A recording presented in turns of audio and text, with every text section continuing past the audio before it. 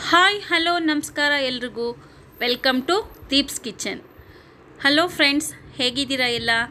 I hope ನೀವೆಲ್ಲ ಚೆನ್ನಾಗಿದ್ದೀರಾ ಅಂತ ಭಾವಿಸ್ತೀನಿ.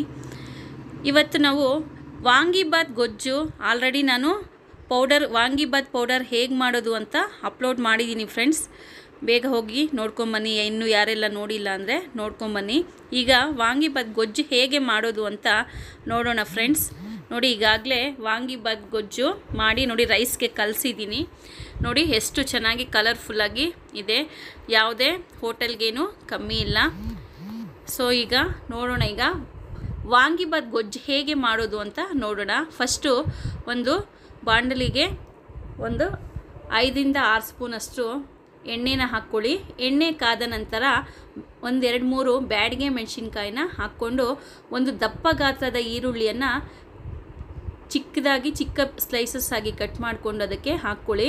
ಈಗ ಈರುಳ್ಳಿ ಅನ್ನೋದು ತುಂಬ ಫ್ರೈ ಆಗಬೇಕು, ತುಂಬ ಚೆನ್ನಾಗಿ ಫ್ರೈ ಮಾಡ್ಕೋಬೇಕು. ಅದು ಕಂದು ಬಣ್ಣಕ್ಕೆ ಕೆಂಪಗೆ ಆಗಬೇಕು, ಆಗ ಟೇಸ್ಟ್ ತುಂಬಾ ಚೆನ್ನಾಗಿರುತ್ತೆ. ಈರುಳ್ಳಿ ಹಾಕ್ಕೊಂಡ್ರೆ ಅದರ ಫ್ಲೇವರ್ ತುಂಬಾ ಚೆನ್ನಾಗಿರುತ್ತೆ. ಸೊ ಈಗ ಈರುಳ್ಳಿ ಅನ್ನೋದು ಎಣ್ಣೆಯಲ್ಲಿ ನೀಟಾಗಿ ಫ್ರೈ ಆಗ್ತಾಯಿದೆ, ನೀವೇ ನೋಡ್ಬೋದು. ನೋಡಿ ಫ್ರೆಂಡ್ಸ್, ಈಗ ಚೆನ್ನಾಗಿ ಈರುಳ್ಳಿ ಫ್ರೈ ಆಗ್ತಾಯಿದೆ. ಈಗ ಗ್ಯಾಸ್ ಫ್ಲೇಮ್ ಅನ್ನೋದು ಹೈ ಫ್ಲೇಮಲ್ಲೇ ಇಟ್ಕೊಳ್ಳಿ. ಈಗ ಈ ಬದನೆಕಾಯಿನ ನಾನು ಅರ್ಧ kg ವಾಂಗಿಬಾತ್ ಬದನೆಕಾಯಿ ತಗೊಂಡು ನೀಟಾಗಿ ತೊಳೆದು ಈಗ ಇದಕ್ಕೆ ಸೇರಿಸ್ಕೊಳ್ತಾ ಇದ್ದೀನಿ. ಈಗ ವಾಂಗಿಬಾತ್ ಬದನೆಕಾಯಿನ ಈ ಒಂದು ಎಣ್ಣೆಗೆ ಸೇರಿಸಿ ಅದಕ್ಕೆ ರುಚಿಗೆ ತಕ್ಕಷ್ಟು ಉಪ್ಪನ್ನು ಸ್ವಲ್ಪ ಆ್ಯಡ್ ಮಾಡ್ಕೊಳ್ಳೋಣ. ಈ ಉಪ್ಪನ್ನು ಹಾಕೋದ್ರಿಂದ ಬದನೆಕಾಯಿ ಅನ್ನೋದು ಸ್ವಲ್ಪ ಬೇಗ ಬೇಯುತ್ತೆ. ಸೊ ಹಾಗಾಗಿ ನೀಟಾಗಿ ಈ ಬದನೆಕಾಯಿಗೆ ಹಾಕಿ ಉಪ್ಪೆಲ್ಲ ಹಾಕಿ ನೀಟಾಗಿ ಒಂದು ಒಳ್ಳೆ ಮಿಕ್ಸನ್ನು ಕೊಡೋಣ.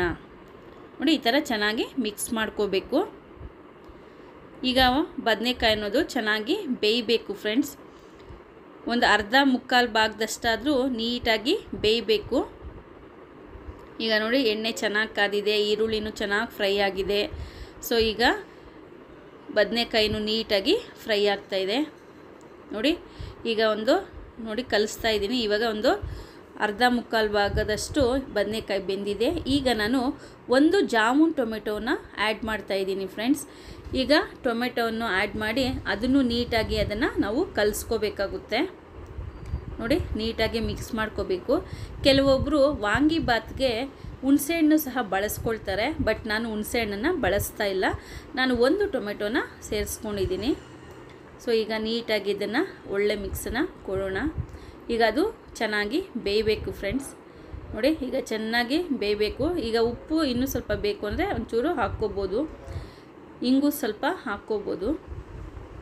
ಈಗ ನಾವು ಮೊದಲೇ ಮಾಡಿಟ್ಟಂತಹ ವಾಂಗಿಬಾತ್ ಪುಡಿಯನ್ನು ಒಂದು 6-7 ಸ್ಪೂನಷ್ಟು ನಾನಿಲ್ಲಿ ಹಾಕ್ಕೊಳ್ತಾ ಇದ್ದೀನಿ. ಇದು ಅರ್ಧ kg ಬದನೆಕಾಯಿ ಇರೋದ್ರಿಂದ 6-7 ಸ್ಪೂನಷ್ಟು ವಾಂಗಿಬಾತ್ ಪೌಡರ್ನ ಹಾಕ್ಕೊಂಡು ನೀಟಾಗಿ ನೋಡಿ ಮಿಕ್ಸ್ ಮಾಡ್ಕೋಬೇಕು.